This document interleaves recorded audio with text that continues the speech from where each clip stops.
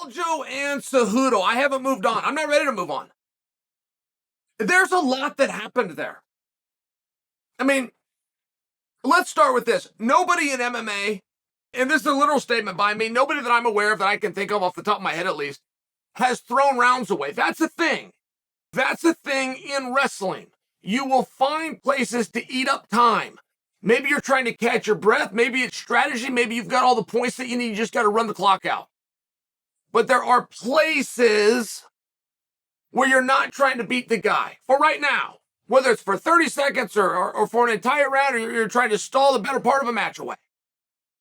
I can't think of a time in MMA where that's happened. As a matter of fact, as a wrestler, it's one of the major distinctions in the sport of wrestling and not of fighting. Wrestling is so difficult. 6 minutes high school, 7 minutes college, by example. But a guy is just trying to score points on you. No matter how fatigued you get, as bad as it's going to get, is the guy's going to try to score points on you. In MMA, he's trying to damage you.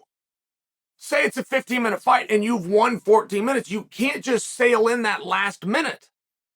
He's trying to damage you. And I only bring that up because Aljo gave away the 5th round. It's a really big deal. There was a judge that had given Aljo the 5th round. I mean, you're always in a difficult spot when the athlete doesn't agree with you. I'm going to leave it at that. I don't want to give this judge a hard time. But Aljo does not agree with the judge. Aljo did not think he won the 5th round. As a matter of fact, he didn't try to win the 5th round. And if I back up to his last fight with Peter Yan, he gave away 2 rounds. So 2 fights ago, Aljo spotted arguably the greatest striker in the history of the sport. I may not win that argument, but Peter Yan is a top 5 striker in the history of MMA, like that or not. Henry Cejudo is the top grappler active today. The UFC does not have another Olympic champion. Bellator doesn't have an Olympic champion. PFL does in the form of Kayla Harrison. He's spotting. I'm talking about Aljo. He's giving them rounds. That's how good he is. That's how sure he is when he's got something won. I didn't know when that fight was over who was going to get their hand raised. I was on a few text threads, and I was even doing a little video for you guys, kind of trying to be live in the moment. But I didn't know who won. The best indicator you'll ever get of who's going to win a fight before it happens or who won the fight when it's done, the best indicator you'll ever get is the athletes themselves. Now, you got to study them. You got to look really closely. They've got to tell, like, right? You're always going to get these analysts like me that come on TV and they want to talk about the guy's jab. They want to talk about he's a southpaw or he's orthodox. The real thing is they're poker players like anybody else, and a guy that thinks he's going to win has certain tells, and a guy that doesn't believe he's going to win that night has certain tells. So it was very interesting when the fight ended. Cejudo was not sure who won. He knew it was going to be close. Aljo believed that he had won.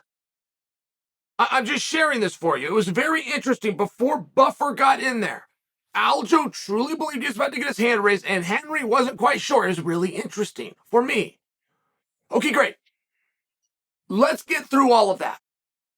Let's just get to the moment. Aljo gets his hand raised, split decision.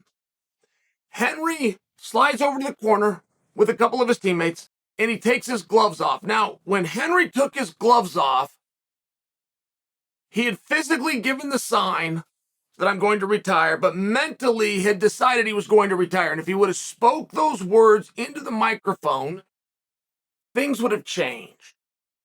Some people call it the universe. Some people call it the laws of attraction. But there is something to that phenomenon that's very real when you say something out loud. If Henry would have said the words, I'm retired, he would have been. He wanted to come back. We wouldn't even talk about it. We'd all get it. That'd be that. But he didn't say the words. And I'm just making sure that you understand what you're looking at. Henry Cejudo had planned to retire when he took the gloves off. He changed his mind. If they would have got to him sooner, Henry would be retired. And we'd be telling what a great career he had, and we'd be starting to talk about when he was going to go in the Hall of Fame. Because of the melee, because of the distractions, because of elongating what happened prior to Rogan getting the microphone to Cejudo, he changed his mind. That is why he was holding the gloves. That's why he was physically ready to signify that he had retired, but he did not actually retire. And that is a fascinating concept. I mean, Henry Cejudo currently, right now, I don't know how far he's going to go, but I have a feeling it's going to be pretty far. I have a feeling it's going to be main events. It's going to be a title run. I have a feeling there's going to be 7 figures, multiple of them, multiple moments, multiple interviews, multiple times in the gym. Whatever Henry Cejudo has left from this moment right here, right now, moving forward, he owes to Sean O'Malley's coat. Are you aware of that? Sean O'Malley getting in the ring, taking his coat off. Merab takes the jacket. I mean, this was such incredible theater. I saw Merab wearing that coat. Oh my goodness. Oh my goodness, I was popping. I mean, then Merab goes and gets on top of the cage. Merab doesn't celebrate like this after he wins fights. He's on top of the cage. The commission is going over, telling him to get down. They're putting their own personnel into him and telling him to get down. He's avoiding the commission. I'm telling you, this is all on video if you guys missed this.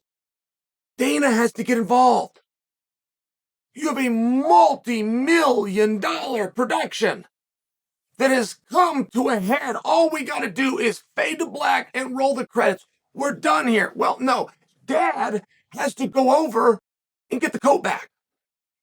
Now, while this circus is happening, you have arguably the greatest combat athlete of all time onlooking and seeing everything that he personally enjoys.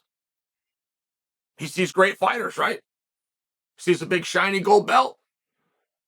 He is guys making a fuss, guys getting a reaction, guys agitating one another, guys getting a crowd worked up. Everything that he personally enjoys, he's standing back and he's witnessing between Sean, Merab, and Aljo. And he says, I'm not leaving this. I want to get in the ring with these guys. I'm in the ring with them right now. What in the hell's to stop me from fighting them, which is what I really want to do? He changed his mind. And that's okay. But what do you do with it? I want to make sure that you guys acknowledge that. This is not Chael's opinion. I'm telling you for sure, Henry is going to retire. They didn't get the microphone in front of his mouth fast enough. So he changed his mind. But what would you do now? I mean, Sean O'Malley has gone as far as to say that Merab looked pretty good in the jacket and that he might actually send it to him. Very well played by Sean. Okay, simple thing, very well played by Sean. But imagine Henry walking out in the coat. The coat's a big deal. The coat is the star of the night. If I could see that gold belt or I could see the coat, I'm taking the coat. I need the coat. The coat has to exist. Imagine Henry Cejudo comes out wearing the coat. It saved his career. He calls out Merab the next day. This whole thing, this isn't based on you're this guy's teammate or you're ranked this or I went back there. It's based on a coat.